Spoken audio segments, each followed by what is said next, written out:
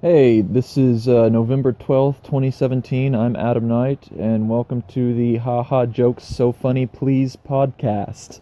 And that's please spelled PLZ. Um, so I had the Adam Knight podcast, did it by myself for a little bit, and then I had John Lewis on, another comedian from Lubbock, and we kind of, messed around last week, and he really enjoyed it, so I think we might be doing a regular thing, and this week we had another great comedian on, probably, I think, the best amateur comedian in Lubbock, Kendall Smith Rodriguez. So I think this might morph into me and John Lewis doing it all consistently. Maybe Kendall doing it consistently. He seemed down to do it, but, we're just doing it. The point of this podcast, again, is to kind of capture the learning experience of amateur comedians.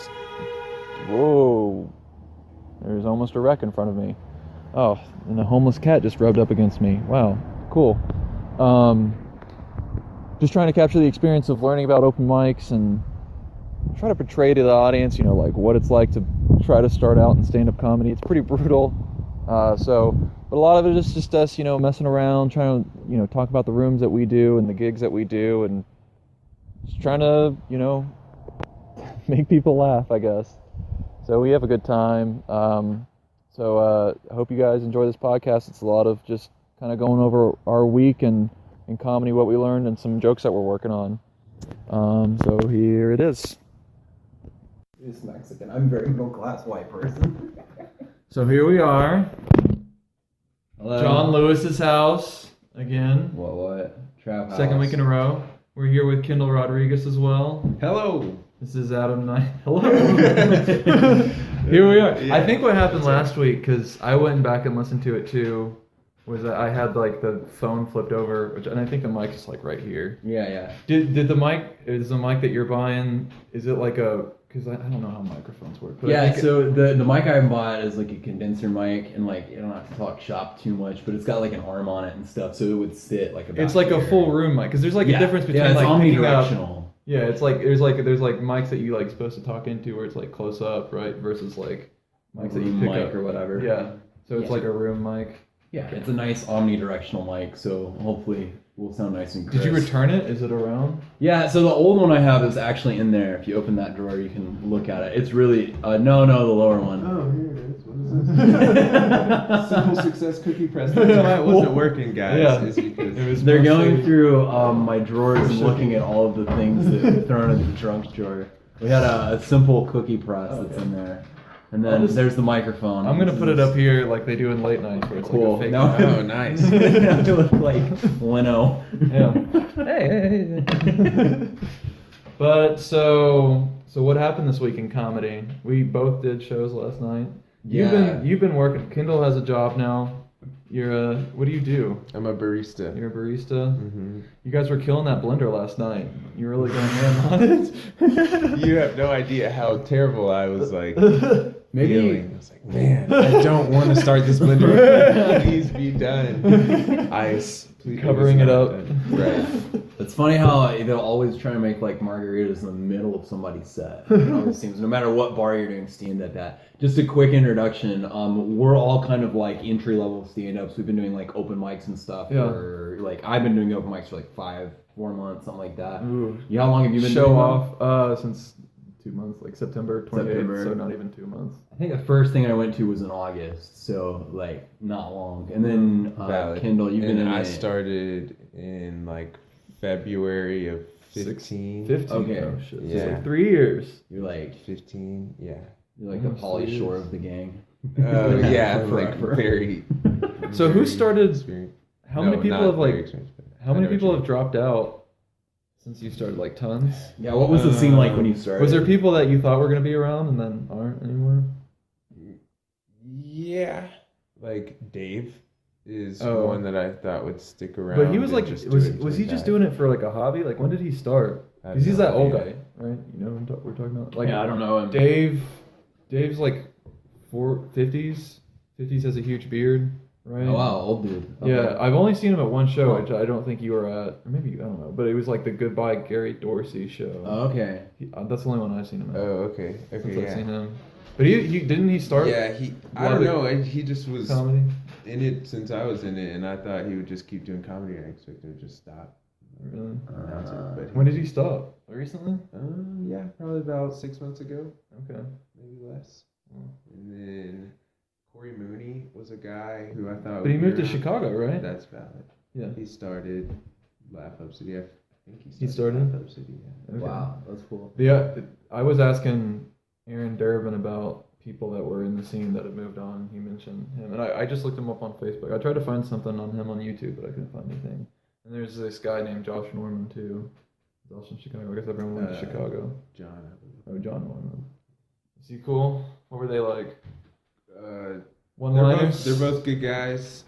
Corey is like a self-depreciating humor. Is that how you say it? Deprecating. Deprecating, okay, self-depreciating. He doesn't He's like a invest tax himself. He's a bad Yeah. Yeah, no, he does a lot of self-deprecating humor. He turns around during his set, He's points kinda at his chubby. head. Oh yeah. Nice. See that bald spot? Nice. There's really some good. guy. It's hilarious. There's some guy that's. You see that guy posted on the Facebook page? That's like his name's like Josh Cox. He wants to do a show. He does. I think that'd be cool. I think our thing is I wanna because see him. we live in like a town that has about 200,000 people in it, so Yeah. it's big enough that we attract like mid-level comedians, Yeah. but we don't get like big talent that comes into town. No. Like very rarely. Stanhope So- was like what 3 years ago. Bill Burr, like just right when I started, like it was like the beginning of October. He was like, he watched the Texas Tech game and he's like, I like Texas Tech. I like Lubbock. I'm gonna go. And he said, We should go out and see them. He said he wanted to do Not bad. the theater here next year. Try to catch a football game here, so we'll see if he comes. That'd Bill be Burr's one of my favorites. Yeah. If I get another That'd be dog, cool. if I get another dog, I'll name And it Burr. after Bill Burr. I always name my dogs after comedians. It's good. Who are you currently living with? Louise, after Louis C.K. Oh, okay. So, good segue into. Does he? So do we want to go there now? Or Sure. We're going to talk for a while. Okay. Sure. So the big thing that happened this week was obviously the Louis C.K. vet. What? 5 women came out and brought different stories about Louis, right? About him being inappropriate with them and stuff. Whacking it off, which sucked because he's my favorite comedian. And a lot of people's, right? A lot of there's people- a lot of people who got into comedy. A lot of- based yeah, off a lot of like, people Lucky shit- Louis and stuff. Yeah, you know? there a lot of people are like hate Louis C.K. because of like the terrible comedians he inspired. But I feel like I'm not really. Do I give off a Louis vibe? I feel like I don't. I feel like I'm pretty different than. No, Louis I mean, I think everybody kind of, like, any of the comedians that are in our generation, I think is going to kind of give off something of the Louis vibe. Because Yeah. he so wrote, like, the mold of what that thing is, Yeah. But, One of my favorite things about Louis is like he'll be like, I was at the store the other day, or not. I'm just lying. Like he'll undercut his premise like that. Like it seems just go offhand, with but it's me. intentional. I don't know. Yeah. I love it. well, I mean, he's been at it for a long time. The funny thing about it, too, is the thing that he wrote on Conan forever before he was, had his own shtick at all. So many of the things that we appreciate about Conan even come from his sense of humor, Yeah. So it's hard because it's like one of those things where it's Bill Cosby is the same deal where you like go and you're like, oh, well, he did all of this crap, all that stuff was going Yeah. on. But you're like, also, if he hadn't have been there, right, we wouldn't have had all these other comedians, right? Yeah. So I don't know. I feel like you have to take the good with the bad to a certain degree. Right? Can I still say like I like Louis C.K. or is that like should I like not say that? No, anymore? comedy and masturbation. For sure. They're I not get- the same. I guess I mean I'll probably say to other comedians, but like I feel like other like the general public. If you Already when I told people my dog was named after Louis C.K., like 8 out of 10 reactions was like ooh, that's weird. gross. Like One I thing can't that's believe you're strange to me is like it's not like we don't have a hierarchy for sexual abuse right now, right? Like everybody just kind of like everybody from Weinstein all the way down to Louis gets kind of lumped in the same thing, Yeah. right? Anything When once they sexual. anything sexual that was inappropriate, right? Right. So there's no how do you say minutia in like understanding no gray those- area. Yeah, like there's no gradient. So it's Yeah. like you have pedophiles here and then you have Louis down here, right? And then there's no like understanding of like where people fall in between the two, Yeah. But I think like saying that Louis is on the same scale as like, one of these other big Yeah, Hollywood it's on a dudes that was scale. like grooming 14-year-olds, Yeah. It's like a crazy, like Yeah. it's an insane place to put Louis at, Yeah. It was obviously inappropriate. It's like what I was but- telling you last yeah. night. Like there's got to be it should be proportional. The punishment should be proportional to his actions. Like, I think, I mean, it wasn't like rape or anything like that. Like, I mean, he got consent, but it wasn't like consent because he was basically abusing his power over him, right? You know what I mean? Like, well, I listened to fucked up. the Jim Norton show the other day, and it was interesting. Yeah, with the Sam dude. Yeah, right? Jim and Sam show, which is like who is that Sam guy, comedian? Yeah, so Sam Roberts is a guy who was on the Opie and Anthony show for years and years and years, right? So Opie and Anthony split. Jim Norton was a regular on the Opie and Anthony show. And so it became the Opie and Jim show, right? And then Anthony Cumia started his own thing, right? Like podcast. Now he's like a big time podcast dude. Like uber crazy, but like he's around still. They say crazy shit. Yeah, and then so Opie, who's, you know, reasonably funny, and then like, you know, Jim, who's like absolutely hysterical. Jim Norton's like one of the funniest comedians and like probably one of the best radio personalities of all time, right? He's with Opie, and then they split, right? So because Opie winds up they're terrible people and can't get along with anyone. Yeah, I mean they're not like I think Jim Norton's a pretty decent dude, but like honestly, like even I never was able to listen to the Opie and Anthony show hardly just because they were just kind of fucked up. Yeah, they were just so the most fucked up thing they done tons of fucked up shit, but like the craziest thing they ever did was this thing called Baby Bird. Have you ever heard of them do that? They what they did was they had someone like eat a bunch of food and then vomit into someone else's mouth.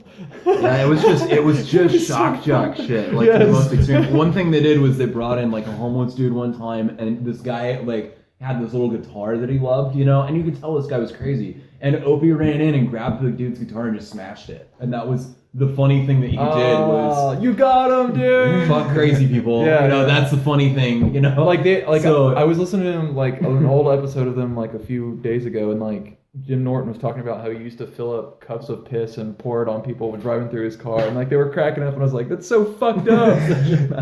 God. But it was shock jock stuff, right? And Jim Norton's like funny on any level, right? Like you can listen to his stand up and think he's hysterical, and you can listen to the show and think he's funny. But he's also been friends with Louis C.K. for a long time, right? So he's been in episodes of Louis and stuff. Yeah. And his point was basically like you can't get away with if you're in a position of like authority above somebody, and if you ask them for something sexual, you've already put them in a bad situation. Yeah. Right? You've already done that because the implication is this is going to jeopardize your career if you don't do this. I thought Jim Norton would go harder to defend Louis, but like he really didn't. Like I feel like he was pretty fair. No, and why would you? Like I mean, I feel like you can like say no, that's a messed up thing to do, and then also like not say that he's, you know, like you don't have to accuse him of something he didn't do. Like it was sexually inappropriate, right? Yeah. But I hope Louis can still do stand up. Like I know like Michael Richards, like the guy that dropped the N-bomb, a bunch of whatever, Laugh Factory Comedy Store, and then like Bill Cosby, like they literally couldn't do it like in front of any audience because they would just get booed off the stage. Like I hope that doesn't happen to him. Like I hope he can still at some point work a little bit because I like he's my favorite comedian. Like I hope I still see. Yeah, he's a funny guy. I think he'll get work. Like I mean, you know, I don't know. Yeah, it's like it's Louis C.K. He's gonna come back and he's gonna talk about it in his stand-up, and he's gonna do it the right way, and people are gonna. If he can do that, then I mean, he might not. You know, Richard Pryor, because this is sexual predicament. It's hard not to. This is different. Like Richard Pryor, you can't be like, hey, it's just jokes anymore. Right. Well, and now I feel like any like sexual joke he does is gonna kind of be tainted by that too. Yeah. People are like, oh, this is that creep that did that thing. You know what I mean? Yeah, he's gonna turn into Seinfeld, just like, hey. I don't know how you come back from that because we don't have an example of somebody who just kind of bowed out gracefully after a scandal like this and then came back later. You know, I guess Woody Allen is the closest to it.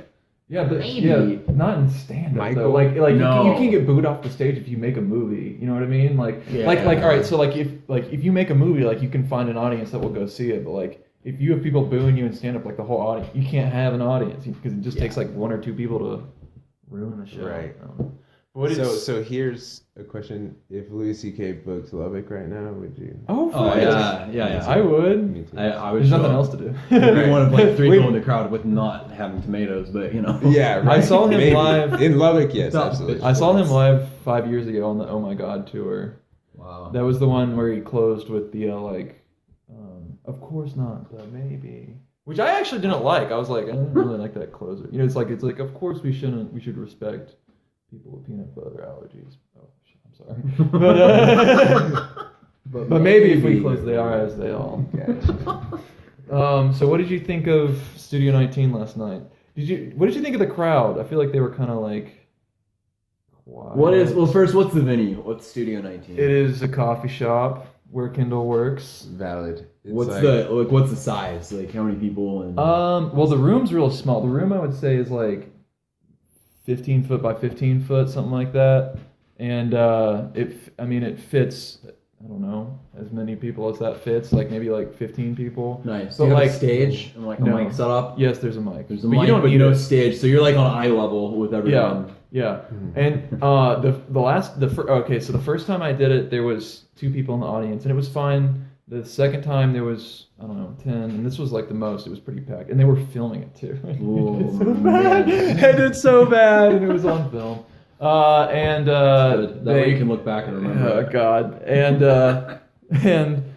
they have a dimmer switch too. The last 2 times I didn't notice that, and I just performed in like with 80 lights on me and like the audience and like just in a fluorescent light coffee shop. And like this time I asked JJ, I was like, "Can we turn on the dimmer switch?" And he's like, "Dude, that doesn't matter." I was like, "It kind of does a little bit," but they had it down when I got there when they were filming it, and I thought it helped a little bit, maybe. But maybe people, at least you'll get 1 or 2 creeps that will look at you sexually. Yeah. At least you'll get some sort of a positive response. Yeah.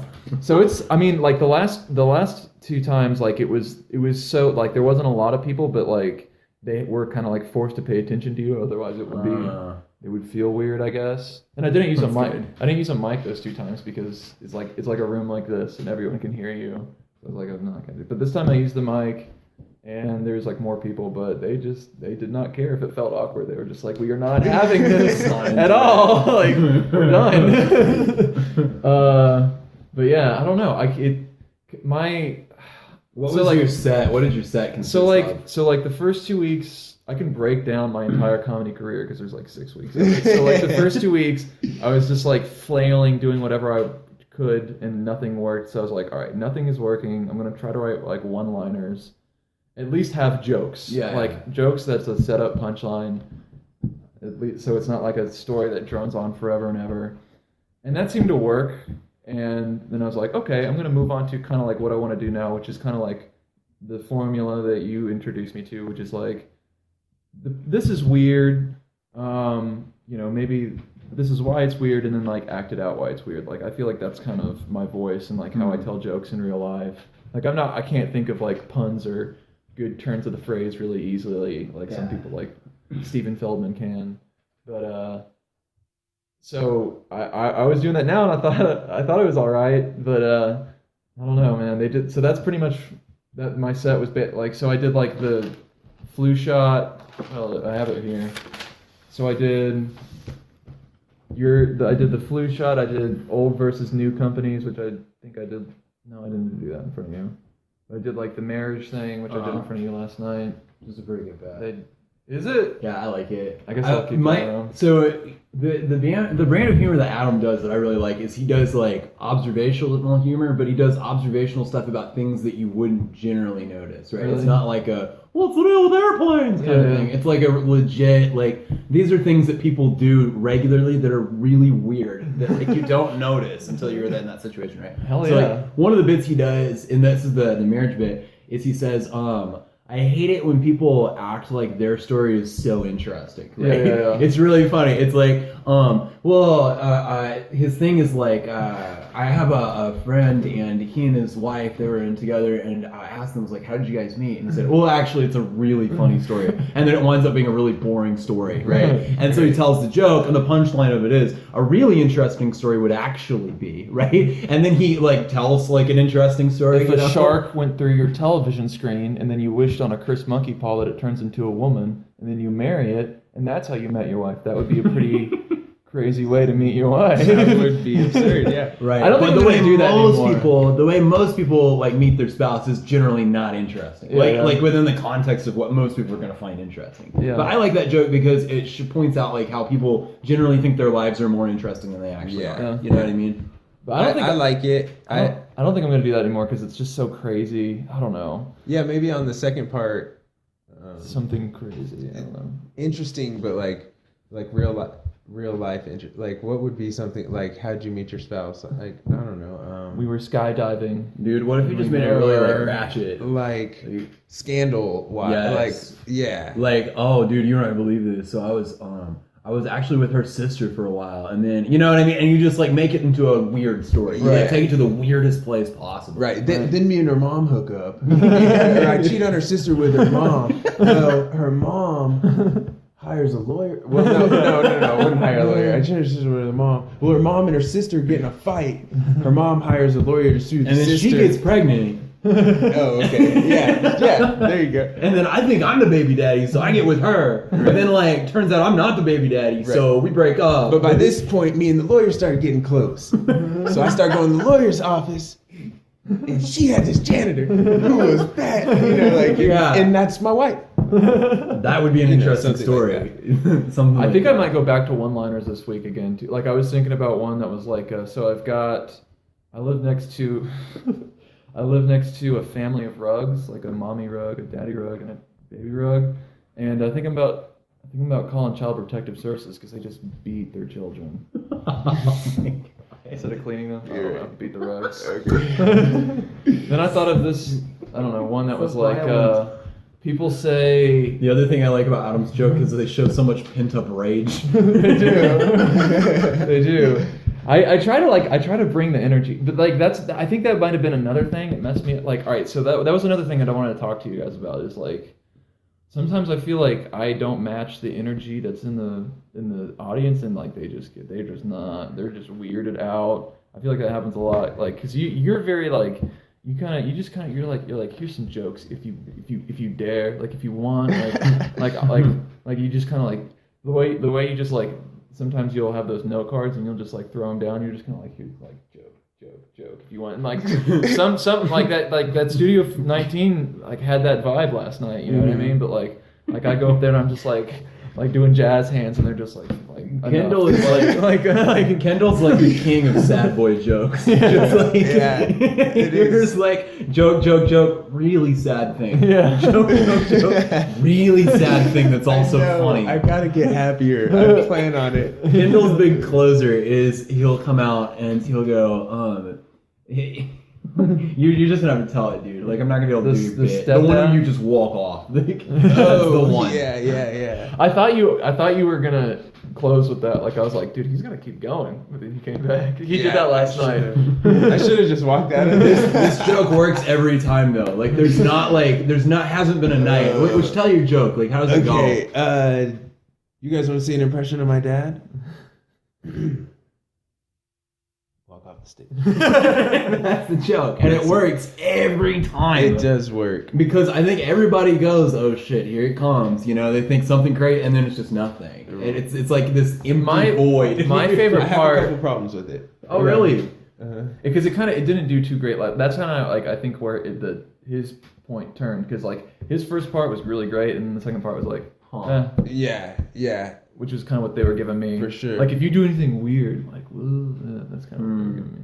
The best part though is the freaking because he's like he was around, just like that's the funny part where he's like but I mean my dad was around, just not here like with me. He might have been in Lubbock. Like I think he was sadder. He's like but I think he was on Earth. Like I don't think my dad was an astronaut. That's the best part. Like and I don't think I like that part a lot too, but Taylor doesn't like that part. Taylor's my girlfriend, by the way, and she's my joke consultant on most every joke. And she was like, "That part's weird." Yes, and but that's most crowds. It's like a comic joke, I think. Yeah, which is probably part of my problem too, because I'll just get too weird.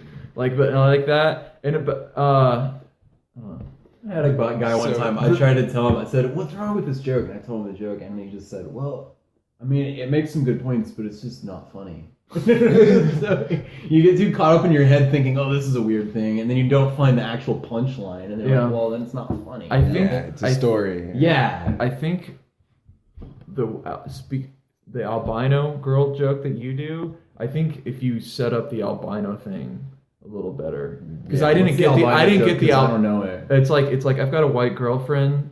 She's from Africa. She's not adopted. I'm sorry, I'm just doing it, but no, it's okay. She's not adopted or anything, but she's got white skin, like a red afro and red eyes. White afro. Yeah, I say. So she's albino. I have a white girlfriend. But she's white. Yeah, her parents are from Kenya. Ironically, she's not adopted. She's just got like real pale skin, white afro, red eyes. Anyway, I call her my little pumpkin spice latte. She's just your stereotypical, white girl. She loves Uggs.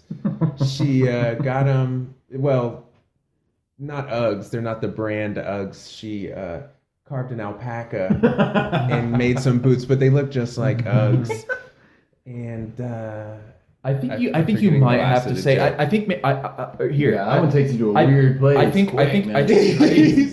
Damn, dude. I feel like I went through the fucking door to Narnia. That's crazy. I think if you say. I think if you do like if you're like weirded out like yeah, she's from Africa. She's got like white skin or like maybe say something like, yeah, I think the doctor said she was Calcino or Calgino, like rhyme with albino or like albino, like, so I don't know. She's the end of it is. But you get they got her. She's so basic, and she's always like. Yeah. Yeah. Like I don't know. It's worked that gets twice. That always gets a big laugh. It's worked twice, but it is definitely like maybe uber racist or something. I don't know if it's racist or like something albinoist. I think you have to, and definitely. Sometimes there's some people that are like. I think you would definitely have to make it clearer that it's albino at the beginning, and then I would say the carving her out, and then I would say like, yeah, she's always. I would just do the basic white girl stuff earlier to set that up. I would say like, man, she's always doing basic white girl stuff. Like, and she's got Uggs, and then maybe at the end like. I would just say typical white girl stuff or something like that. I don't know. No, I hear you. I've got a joke I really want to do, and I don't know how to make it work. You know how Tom's, the shoe company, they give an extra pair of shoes to like, families in Africa or whatever? They've got competitors. They're called like Georges or something. I'd be like, wouldn't it be bullshit if you're in this village in Africa and a truckload of shoes show up and you're just so excited to get your Toms, and then you open the crate and there's some Georges in there, and that the villagers next door have Toms, and you're gonna have to walk into the village wearing your shitty knockoff shoes. That's pretty good. That's pretty good. That's pretty good. There's a girl on Conan. There's a girl on Conan that does I like Tom, like that shoes Toms that's like when you buy a pair goes to a poor person. I shop at Payless Shoes, which is like when you buy a pair of shoes go to a poor person, which is yourself. Yeah. I like that joke better. That's different. But yeah, do you think that's a thing? Like do you have to take into the crowd's energy? I really... Yeah, do you have to change your setup according to like the crowd? Know. That's a good question. I think your joke may be like, isn't it weird that there's like even in African villages they have knockoffs? Because there's Toms and then there's Georges, which are, you can explain it to them. Yeah. And like, do you think these African kids are like, oh, I'm about to get a pair of Toms? They run to the truck and open it. Georges? Some bullshit. Right. Like, Georges! They're like trying to sell them or like, I don't know. There's got to be an Air Jordan joke in there. Yeah. That's do you think like African kids are like super psyched to get like hand-me-down like torn up Air Jordans? Wouldn't you be pissed if you got the hand-me-down torn me up Adidas? Yeah, what Jordans are those? The scratch 3s. That's pretty good right there. I talked to Eric Schwartz, was in town not long ago, who's like a mid-level like comedian type dude, really funny. And I asked him, because when he came into like the room and he like did his set was like literally 50% like Latino Mexican jokes, right? And he's like a really pale white dude, right? Yeah. And his only claim to that culture is that his stepdad was like Hispanic, right? Half Hispanic, right? Yeah. So that's like his claim into it. But he spent a lot of time like trying to understand the culture and stuff. and there's a certain level of camaraderie amongst the people he does the jokes with. So I went up and asked him, I was like, dude, like, is your thing like you see the room and you're like, oh, perfect. There's like 20 brown people here. I'm just gonna go with these like Mexican jokes and just like let it happen. And he's like, no, that's just my set. Yeah. Like, and most people who show up to my show know what they're gonna be getting, you know, because I have like La Cultura, which is like a show, and I've got a bunch of shit that like I do already, you know, and so it works out because people know what they're getting. I think when you start out, you have to have as general as comedy as you want, but then like once people start coming out to see you, you do jokes for your audience. You know what I mean? Yeah, people show up to Seinfeld to hear the airplane bit or whatever. Yeah, you know? maybe here in Lubbock, I think like y'all were talking about your style earlier, and maybe there was some rage and that you needed to like judge the room. I don't know. I think you just write down what you write down, and if you think it's funny, you say it to every crowd. I think you're right. I'm not saying that there shouldn't be like you have to, if you can write material for, you know, the older crowd and know that you're doing a college crowd, or, you know, for none of us anytime soon, like a black club, like, you know, or maybe actually I think I do show all the on time. like the east side of town. Just kidding. Oh, I was like, wait, is there every week? No, there's a new on Thanksgiving. There's a new one coming. Yeah. Really? But no, isn't that one? Are you talking about the one on Thanksgiving, like the one night only? Okay, yeah, I think Are you gonna go? That sounds good. $15. It is expensive, and you have to like go to a barbershop to buy a ticket. Like how much of a black comedian show is that? You literally have to go buy the ticket at the barbershop. That's awesome. Can you go up, or you just go in and watch the comedians? They're booked. They got like 12. It's like a 3-hour show. I think the only white dude is JJ. I think. Really? They asked Caleb. I don't know if he's gonna do it though. He's like I got 3 dinners to eat. Like I don't have time to do. $3, man. I wonder how many people show up to that. I'd be really curious to see. I think a lot. They probably pack it out. But black people, I think, kind of come out to support their audience. I don't know. Well, in Lubbock, like, there's been a Wild and Out type show with like local rappers and Level. I don't know if you guys have been there, but it was packed out. Plus, I mean, it's a big venue, and the reason is because it's like if it's East Side affiliated, then it only spreads over there. You never hear about it on this side of the interstate. I mean, unless you're talking to me, I guess. Kendall's black. That's true.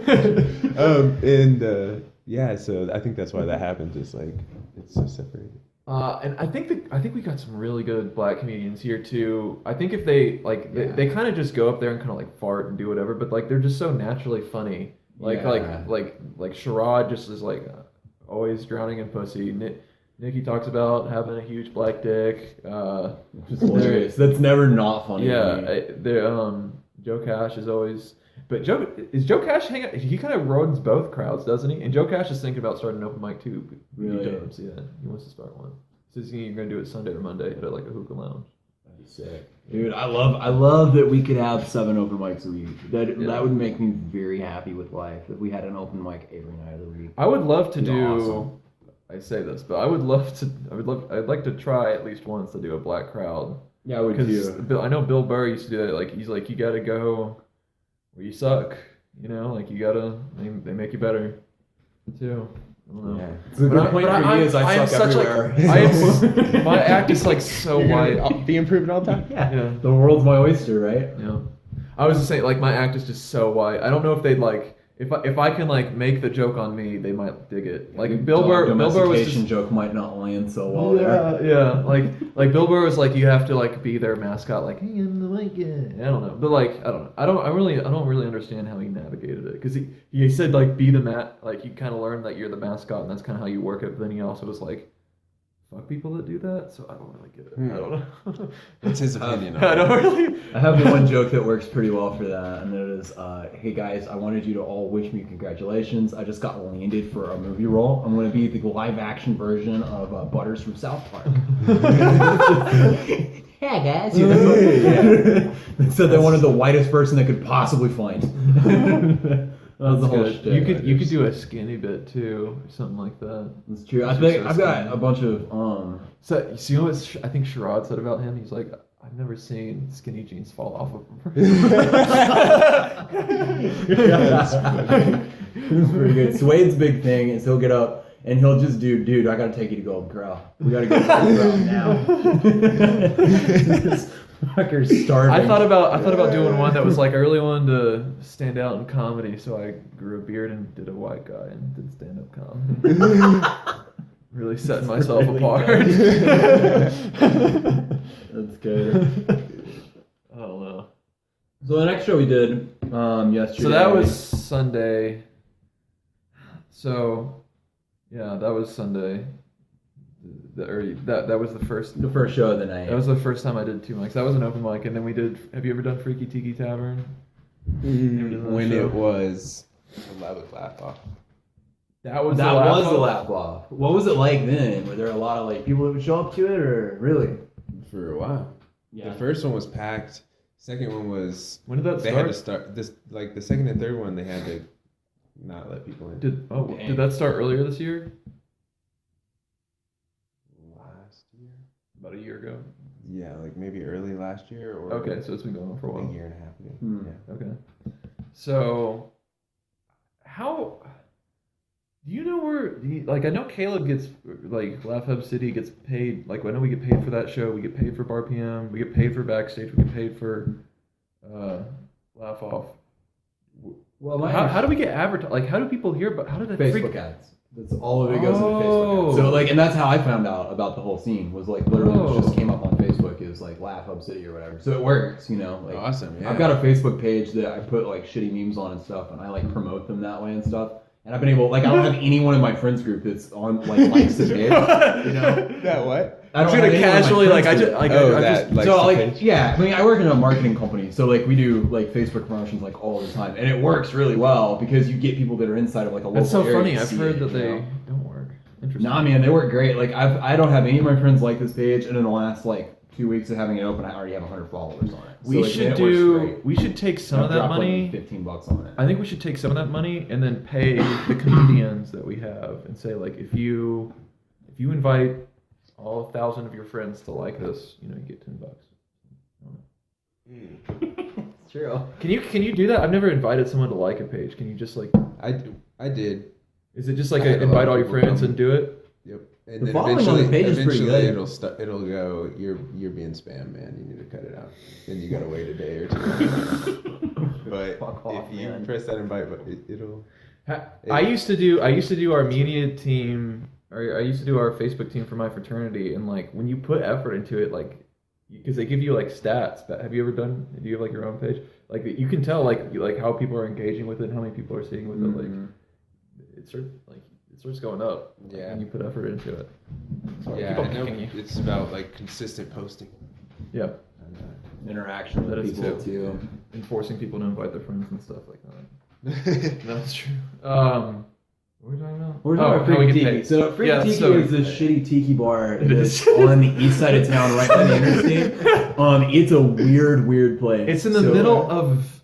I mean, I didn't even know. Like Lubbock, that was a part of Lubbock. It looks like an abandoned. It looks like Detroit. Like it's weird. There's this weird. Lubbock is like an old cotton town, but like the ag industry is kind of like cratering, and so there's this huge infrastructure for processing like cotton and stuff. Yeah. That's downtown that no one uses anymore. So is that considered the Depot district or no? It's just considered downtown. Okay. Like Depot's a little further down. Yeah. Right. Where backstage is. But anything that runs along the interstate is basically like the old like. It's just old buildings that like the train yards used to run through and shit, and now it's like this cave. They look all vacant, but they don't look like too run down, but they look pretty ghosty. Most of them are vacant, yeah. Most of the buildings, and they were all vacant until like probably 10, 15 years ago, and they started pumping money into like restoring a whole bunch of it. That's when the Depot district started going up and stuff, like maybe 15, 20 years ago, you know. So we started like rebuilding some of it. Have you been here that whole time? A long time. Right.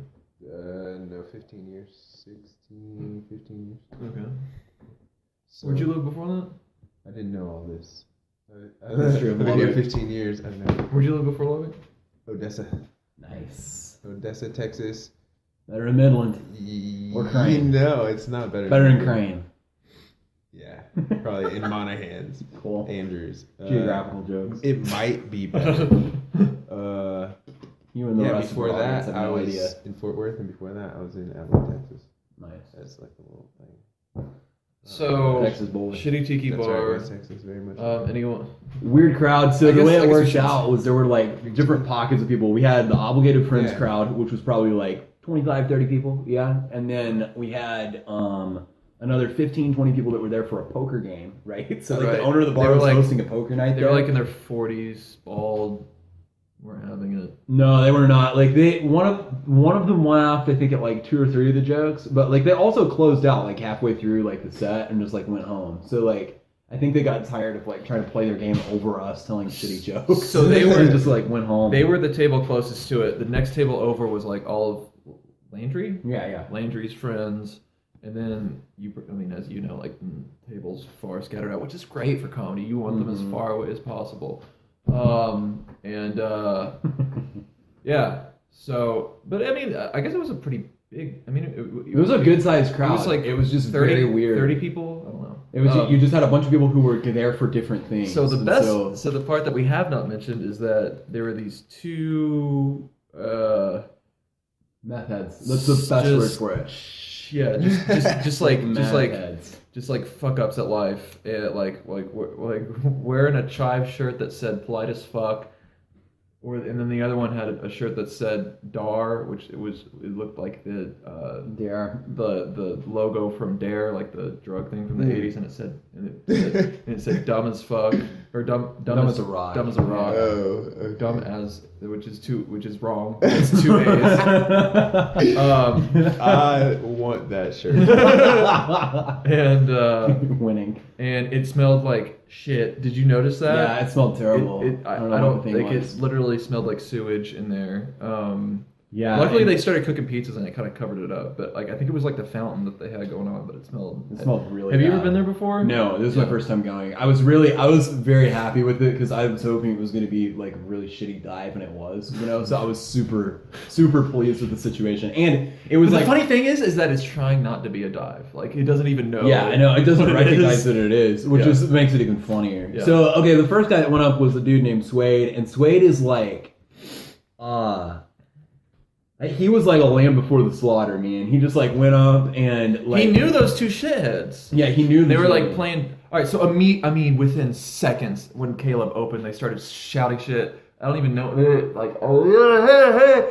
Just like funny. and like they were noticing that Caleb wasn't stopping, so they started getting louder and louder, and they were like, I don't want to heckle anyone, but like I can. I was like, oh, this is. And then Caleb wasn't doing, like, I think like they said something and Caleb was like, yeah, and they kept on saying something like, so try, it wasn't funny, try again.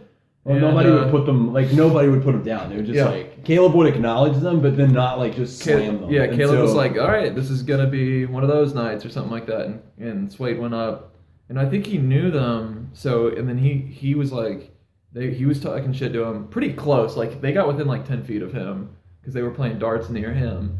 And they were contributing as much to his show as he was. Like there was one point where they literally talked more during his bit than he did. So like I think he got out 2 actual jokes, and then the rest of it was just him having a normal conversation. It wasn't even like funny banter between a heckler and a comedian. It was just like 2 normal people Hey, having Suede, a how you conversation. been? We only got to hear half of it because we were sitting like away from the mic. So it was like we couldn't even hear the dude who was heckling. It was just Suede's responses to the heckler. so in every single heckle was like, your jokes suck, your jokes suck, your jokes suck, over and over, your jokes suck, and like nothing original. And We're so funny. and like I, when people do that, I always want to be, oh shit, I got heckled at Studio 19. Like every single time I do crowd work, I just get wrecked. Like it's unbelievable. Like so, like there was people like drinking 18 beers. I was like, I'm bombing. Like 5 minutes in, I'm like, all right, I have to. So you guys brought cases of beers. That's interesting. And they go, yeah, it'll make you funnier. And I'm like, God damn it. yeah, you can't do it unless you know that you have something that's gonna absolutely destroy them. Like I feel like you have to have something in your hands. on the heckling. Yeah, like if you want to confront a heckler, you gotta have something that's gonna fucking end it. You know what I mean? But that was like crowd. I think like I have. crowd work. I think I have like. But I told you, like, that happened in front of him at the Lantern Bar. Where, Yeah. To my defense, or in my offense against me, like I was going too hard against people that they didn't want to. I wasn't insulting them really, but I was just talking They to just them. weren't there for it. They just. Well, it depends They on were what really- that dude was insecure about. So if he feels like an old dude, and you're like, oh, so you're like an old millennial, and the girl who defended him or whatever, the backwards hat guy, He was 40. He was an old millennial. I know. Truth is truth, but like, there's every joke has a victim. Like, Right. So. He was cracking up. With us, it's usually the he was comedian. cracking up. Okay, then the but chick- that's not who she defended. She defended backwards hat guy. And what if he was like in the mirror, like, I don't know if I should wear it like this, Samantha? And she was like, it's okay, backwards hat guy. Like, Yeah. you look great. Well, I think I'm a comedian. I was saying the way I was delivering the way I was delivering stuff like wasn't really too insulting. Like I was like, what was your the way I was saying I don't think was bad, but the way I was saying it sounded bad. Well, what was his like? heckling I was like, dude, you look like a 1950s dad, but like that's not bad. Like that's almost a compliment. Like Don Draper is a 1950s dad. So they were like they were, I don't know, but what I learned from that night was like, if you do crowd work, you know, kind of get a few laughs, which I did, but then I just stayed there. You gotta get in, get a few laughs, and get out. Yeah. And but that was just immediate. Like I said, like, you have beer, and they were like, go fuck yourself.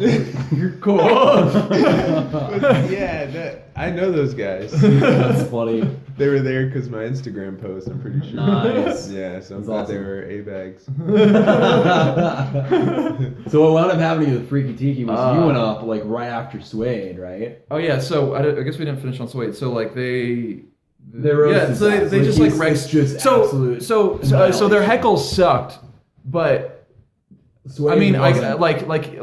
like Suede said something about his shirt like being spelled wrong or something like that, like the Dar shirt, which isn't bad. Like Suede was just kind of like, because they knew him. Like I think he literally Yeah. works with one of those dudes, and he's like, hey dude, don't say anything about me. You can't tell jokes. And then like the 2 blocks of tables, which is the bulk of the audience, They all went. All right!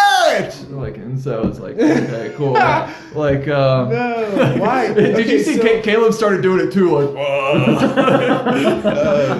Well, what I wanted was for Suede to punch back, but he wouldn't do it. I He just can't. kept taking it and taking it.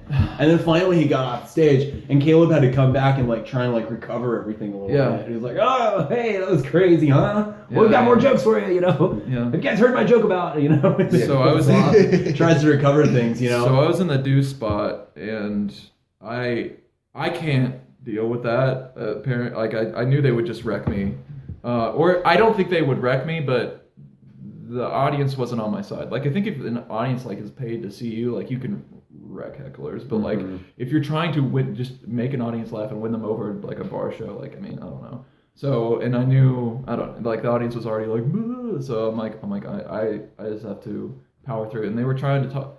They were yelling shit originally, and I was just talking loudly, never leaving a gap for them to fill anything in. Yeah. And like after like That's a good strategy. after though. like 2 or 3 minutes, they just shut up. Yeah, I mean, I think that works because you ignore people, and then they're like, "Oh, there's nothing that's easy to hook onto." And Yeah. and But then they started again.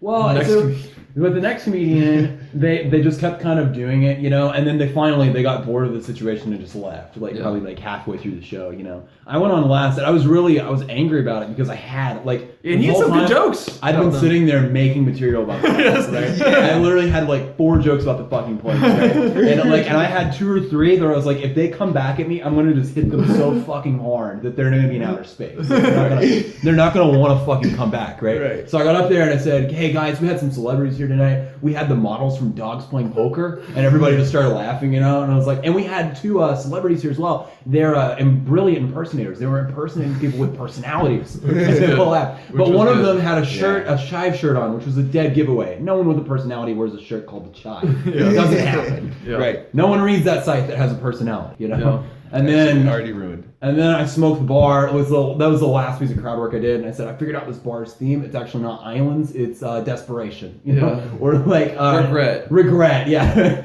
because you sit here drinking your pink drink, wondering what you did wrong to wind up in Lubbock on a Saturday at Yeah. 11 p.m. I'm always scared of crapping on the venues though, because like. Well, I knew the owner wasn't there. Out. Like the club owner wasn't there. The dudes the poker people weren't there anymore. And then the guy who had like been doing the heckling wasn't there anymore. So it's like there's no blowback here now. I wish there was. One of them was there, so I could like do it again. My crowd work thing that I want to do is like if there's a heckler in the audience, and if he's like kind of like rough looking, I want to be like, hey dude, what's your name? And be like, Timothy. Like, ooh, that doesn't sound like a name an intentional kid gets. It's like whatever mean shit you can say, and then just like go on, because like what you don't like, I don't know where you can go from that. Like I just like roasted him so hard at that point that like, and most people like most hecklers are not thinking like 2 or 3 steps ahead. They're thinking, what's the thing I can say that will get me a little bit of attention, and then like they don't have a joke lined up past that. Yeah, so, right. I don't know. You could have some just be like uber heckler ready, like. Yeah. What you just said, you could just turn it like as soon as somebody says some shit, then ask him what's your name, and then hit him with the. Doesn't sound You're like an an accident intentional joke. name. Yeah. It doesn't even have to like relate to what he says. Don't like, think mommy I'm loves sorry. you. What'd you say? Yeah. You gotta be careful. You don't want to. George Wallace said if you're getting heckled, it's typically because there's space in your set that they feel like there's room to do that with. Now, given if it's too George much Wallace heads wants his playing money darts, back though. wants Oh his yeah, money back, what does that mean? immediately. What do you mean? Who's that? I don't know who. No, Fiction reference. Oh, I didn't hear. It's a Pulp Fiction reference. Oh, okay. I was saying Sorry. no, like they're No, it's not your fault. You were getting heckled. by Pulp those Fiction. dudes. That's a valid reference. You can make that in most circles, and George somebody Wallace, will know what the hell is going on. Yeah, looking like a bitch, right? Right, yeah. See, I'm There's pride fucking with you. going to Disney. No, yeah. What did you say? You were saying like there's space in your set. I mean, like it's 10 seconds in, like they were like, oh, this show's about me now. Like there's Yeah, it's so not. It was not you. That's just control. Like I don't know. I don't know. I don't know if I've ever had to deal with some people that abruptly rude. Yeah, I think Caleb said that was the worst heckles he's ever had. Like the worst show he's ever had.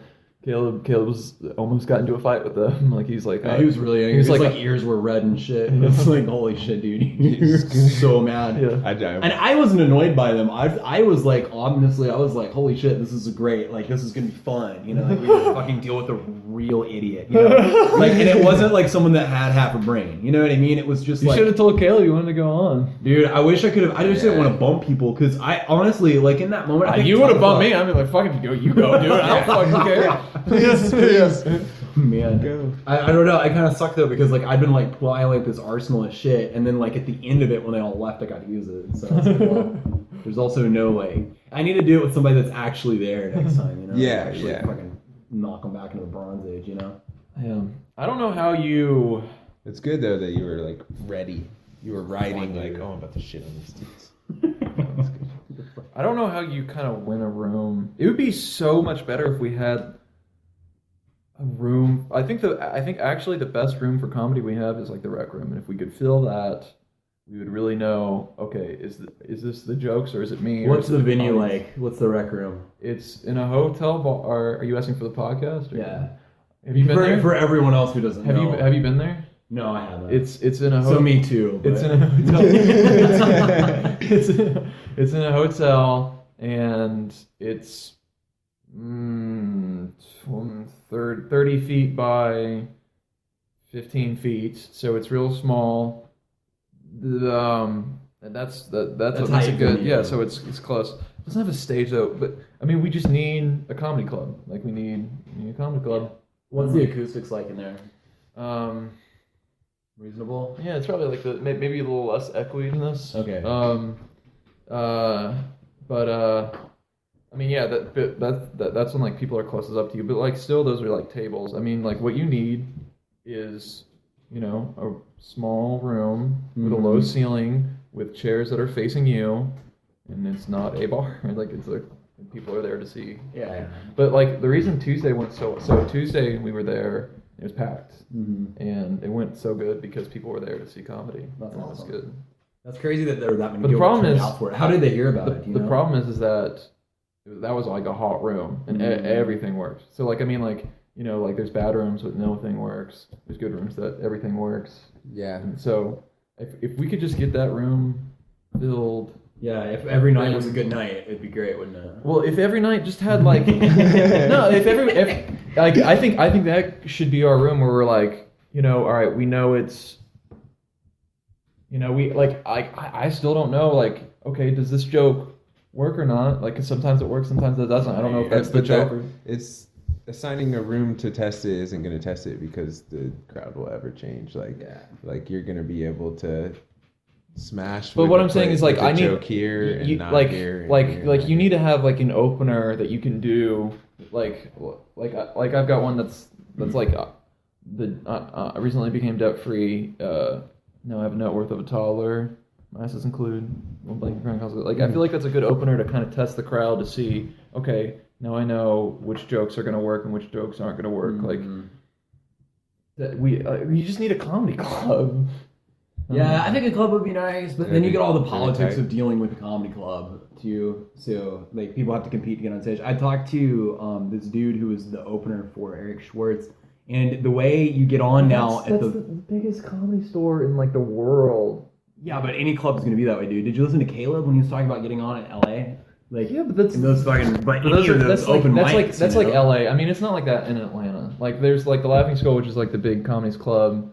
In the, like you just sign up for an open mic, it's fine. Yeah, but my point is this, right? Yeah. Like, we are not good enough that we have people that are coming out to see us. No, you know what I mean? Like, we're not. But we're not. No. But part of that, part of that is that we don't have a room where we're like, okay, we can. No, the biggest reason that is because we don't have a fan base. You know what I mean? Yeah. Like, there aren't people who are like, holy shit, I really have to go see John Lewis perform tonight. Like, that doesn't happen. Right. You know what I mean? There are people who do that for like an Eric Schwartz, right? Mm-hmm. So like, but the thing is, right now is like the meat grinder. Like, this is when you're learning how to be funny in situations that are inherently not funny. You know? Like, you're trying to find jokes that fucking win people over who aren't there to listen to jokes. You know? That's what like I remember listening to Ron Bennington one time, and he was talking about how, like, sometimes, like, you go through these situations where, like, you have to get up and you have to do open mics night after night after night after night where they might not work, right? But, like, you go through this meat grinder so that you get better, so that when you go to a crowd that is on your side, you slay, because you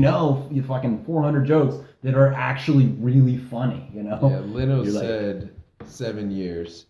He said the first 4, like, college, you should be getting paid on 5 and 6, and year 7 is stadium time. Damn, that's crazy. 7 years to stadium. His, but he also started in like New York or whatever. Yeah. And not saying it should take longer or less time, because he said that shit when you couldn't get on Facebook and market yourself as a stadium selling arena already. Like, I mean, stadium selling comedian already. Like, you can we could pack every show just based off of new people if we were all marketing like crazy. Yeah, sure.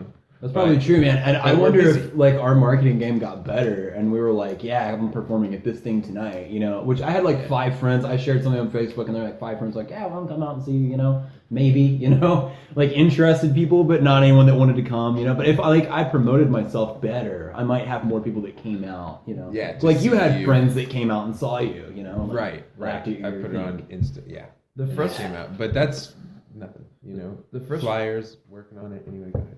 The frustrating thing about Lubbock to me is like, we were 250,000. Like, Athens is about the same size as College Town too. Like, the fact that this is College Town, we should have more audience. Yeah. It's pretty frustrating. And I think, what do you think about like coming early, maybe like backstage or something like that, and like just setting it up so it's not like tables, just like having chairs like in rows maybe. Have we ever tried that? Like, is that against? I don't know, man. Like, I feel like if we publicized it really well, we were like, plugging it hard, dumping lots of money into promotions, putting out flyers and shit, and like leading up to the thing, then we could probably convince like the dude who owns the place, because he's pretty reasonable. Like, hey, let us set the thing up in rows, and like. But the Schwartz event wasn't like that. The Schwartz event was left exactly the same. But I think again though, if you get people who come there who are just like, this is gonna be a fun thing. This seems like a legit event, like it's gonna make it more real for them. than for people who are coming. Like, for instance, when we have a DJ that like does like lead on and lead off for like the comedians, it makes it a lot easier because it feels more official. I kind of didn't like the DJ. Oh, really? Thursday, I liked him the first time. I was like, oh, this is good. But like Thursday, what happened was maybe I feel like the speakers were turned up so loud because the mic was so loud, but and maybe like the music was so loud too. But so what it felt like was happening was like he would play the music so loud in between people coming up and coming down that people would like start like get out of the show and like have a conversation, and then they would do it for like 2 minutes while you're doing your set, and then finish and look at you. So like you really only got like 3 minutes. So like I don't know. Where are we at on time? We have an hour. All right. Wow. Cool. You want to stop? I don't know, man. It's up to you. We did like 30 the first time, right? We do. Yes. Do we want to do? Yeah, I guess we'll stop. Cool. That works. Kendall, appreciate it, man. Yeah, Did no you problem. enjoy the pod? Did you enjoy it? Yeah. I want to be more prepared next time. Do you want to plug your rap music? And no, I don't. Where can people find you on Instagram? Are you coming? Are you coming out this week or no? We'll see. Whatever works. Kendall says whatever works. He hangs his head in shame. He does. I'm just gonna keep on forcing you. I'm just gonna text you every week, and I may come out. I need to. There is a show the 25th. Yeah, you gotta. I'm gonna do a half hour, and then 3 rappers are gonna. Damn, that's crazy. Where's that happening? Jake's back room. Did you used to do Jake's back room like as an open mic? Right? Or no? I know Durbin did. They used to do that. They used to be like the Thursday night show. That's old school. But yeah, no, I've never done it there. Besides that one time, and it was cool. I like that room. I thought it could go good if we could get everybody up closer to the stage. Mm-hmm. Yeah, people don't really. Yeah, comedy is like so much in the environment. Yeah. Which is so like. I mean, you got to be funny in anywhere, but it does help. I mean, it makes a big difference. Yeah, being funny helps a lot if you're a comedian, doesn't it? Yeah. Cool.